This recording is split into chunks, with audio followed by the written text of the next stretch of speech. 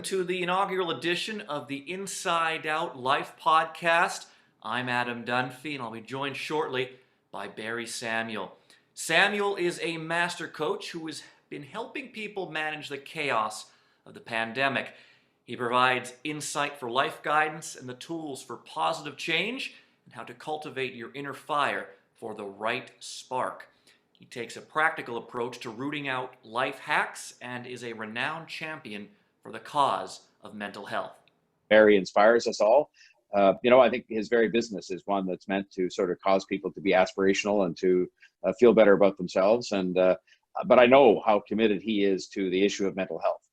Barry, of course, the pandemic has caused a lot of havoc and stress for all of us. Of course, there's the obvious issue of the actual COVID-19 virus itself. But beyond that, from a mental health standpoint, it's been tough as well. How have you personally experienced that, and the people you work with as well, how have they experienced that? Well, thanks, Adam. It's great to be with you. And it's always a real honor to see Mayor Tory as well. I was doing a recording yesterday for a podcast, and actually it's something that I've been thinking about in terms of how to characterize it, and there's no playbook. So how do we navigate our way through and surviving and thrive in a pandemic when you've never experienced anything like it before? So getting through these times is unlike anything, unless you're over 100 years old and you were around for the Spanish flu, from a historical lesson perspective. But, more to the point, I think what I've tried to impart to people is this is an exercise and an opportunity, mentally, physically, emotionally, where we can take inventory of our, coping skills, imagine that there's chaos. And well, we don't have to go very far for that because we're living in it. But I want to ask you and anybody out there, which is the real chaos? Is the chaos the pre-pandemic normal, or this, what some people refer to as the new normal? I would suggest to you, there's always the prospect of chaos. And so where on the continuum are we going to be at any given moment? We just have to be prepared in that really have mastery of ourself, know ourselves, and really get back to, the essence of our foundation. And that is good habits, good healthy habits to set up for, success, focus, and optimal health. Because if we're not healthy, what good are we to supporting our community? So this has been kind of a bit of the backdrop of foundation. And really what I like to suggest in going through this pandemic, this 1 year period and beyond, is we can come out of this a lot stronger, raising from the ashes, or use whatever metaphor you want, in knowing that we're stronger for it.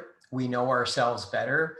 We've reestablished what our healthy habits are, and we're determined. We're stronger than ever. And I think that's not just high and mighty talk.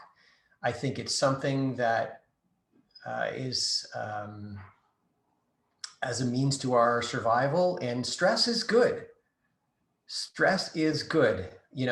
Watching people, perish to the COVID-19, of course not. But in order for us to really become the true best version of ourselves, we need to be tested. So here we are, we're in this moment, and it's happening for a reason. Obviously, not to undermine the horrific stuff that we have seen throughout this pandemic, but it's something we're all experiencing right now, and there is opportunities, as you say, to take stock, reflect, and come out of this stronger. And again, I don't want to trivialize in any way what is going on right now. As I said, it is awful, but it is a time that we can take stock and maybe change some of those habits. And while that might be tough to get at when you've got so much going on, are there any tricks or advice you have for people who might want to sort of take this opportunity, if they can, to establish some better habits for when, as life continues on in a pandemic and when things, hopefully soon, return to some form of normal?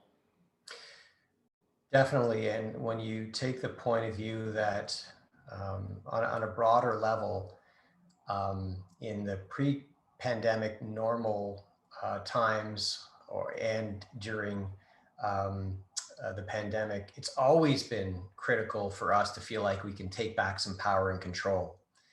And so we've recognized that more than ever because we've been in this uh, cycle of um, perpetually being unsettled.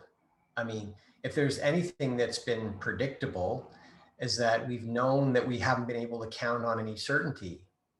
Well, guess what?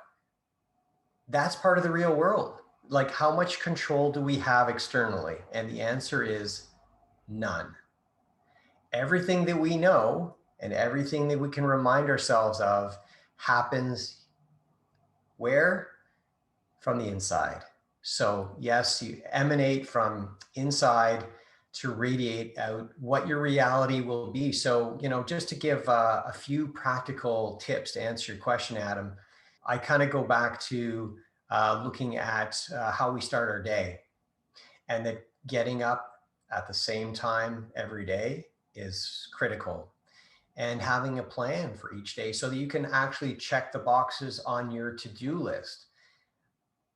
Taking time for yourself in that window of opportunity when you do protect that sacred time to start the day, and connecting with people, doing those things that you have to do, doing those things that we need to do, and being creative, whether it's painting, whether it's journaling, making a gratitude list. Of course, movement is really key for boosting immune system. And what are the best forms of medicine? Movement and laughter. How many of us are starved for laughter? We're all starved for laughter. So this is where we got to build in, yes, maybe another virtual or some kind of safe physical distance meeting outside to reconnect from that safe distance. But I would suggest, again, taking back some control and using those tips and tools to help move forward with some confidence within yourself, knowing that you're taking back some control at the same time and looking after your physical, your mental, and your emotional health in these times. The more we talk, I seem to realize a little more that Inside Out just wasn't a name you chose. It's a focus, really. Obviously, you have the studio, and you might think, okay, it's for working out. That's the out part, but the inside is also a big factor for you as well. And I think that comes into play a lot when we talk about the Spring into Action, which is what's been 15 years now with Spring into Action. Is that correct? Spring into Action began with 40 people in 2006. And it started as a neighborhood event, fundraiser to give back to actually, as the legacy goes, it was originally for diabetes, which is a great cause, of course.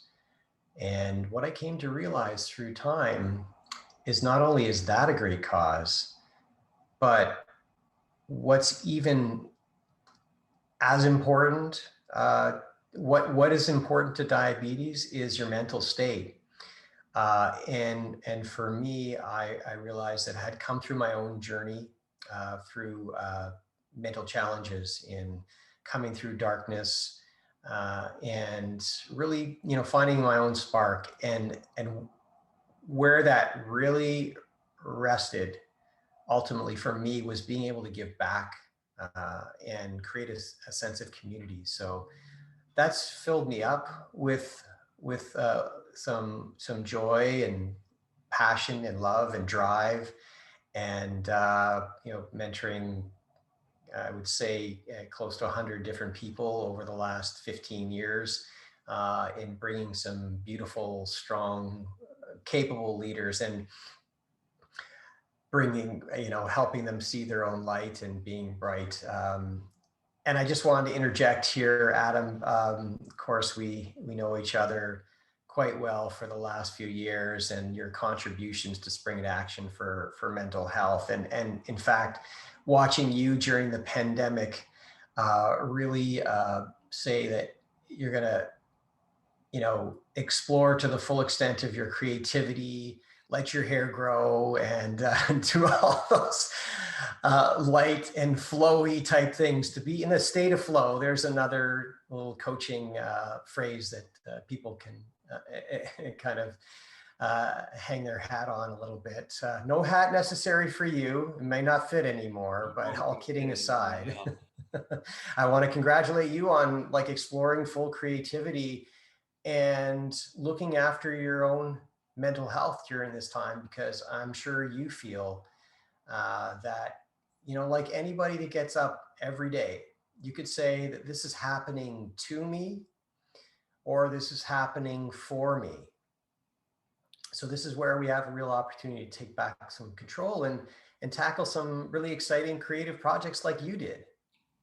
Thank you. And I've been lucky in a big sense because, knock on wood, I've been healthy through this, and I don't have a lot of people that are depending on me. I can't imagine what it's like for, parents right now, or people looking after older relatives. So in a sense, through all this, I've been lucky because I just have to take care of myself, and it's given me time to, focus on mental health, but also physical health as well. And as you say, the two are very, very interconnected, and you have to pivot a bit through all this. And going back to Spring into Action in 2020, it's normally a run, but of course it was to be held in May, and we were pretty well into the pandemic by then. So the pivot to the online webcast. So you'd also mentioned things, have to